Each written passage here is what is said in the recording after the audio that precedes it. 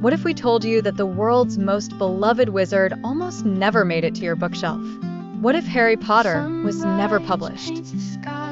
Before J.K. Rowling became one of the richest and most influential authors in the world, she was a struggling single mother, fighting depression, living on welfare, and rejected by 12 publishers.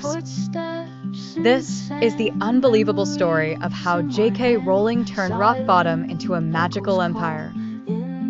The year was 1990.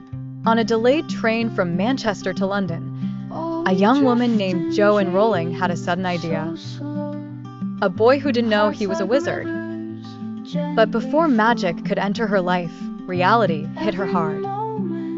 Rowling lost her mother. Her marriage collapsed. She became a single mother, raising her baby daughter Jessica in a tiny, cramped apartment in Edinburgh, Scotland. Rowling would later say, "I was as poor as it is possible to be in modern Britain without being homeless."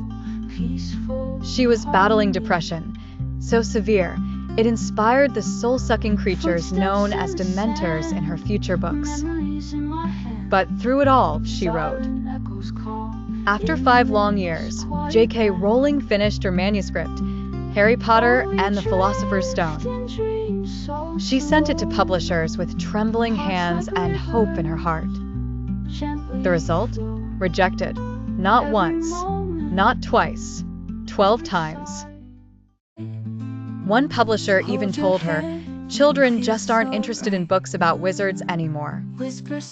Another advised her to get a day job. Imagine that. If she had listened, Harry, Ron, and Hermione would have never existed. Studio microphone narrator. Then came a tiny glimmer of hope. A small publishing house called Bloomsbury took a chance, but even they weren't sure. Speech Balloon, the chairman, gave the manuscript to his 8-year-old daughter, Alice. After reading one chapter, she begged for the next. That was the sign they needed. Bloomsbury offered Rowling a meager advance of £1,500 and printed just 500 copies.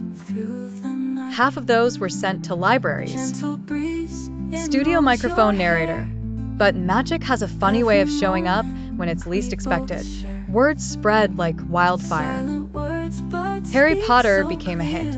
Children, teenagers, adults, everyone was captivated. Rowling's world wasn't just fantasy, it was a revolution. Soon, Scholastic bought the US rights for $105,000, a record-breaking deal for a children's book.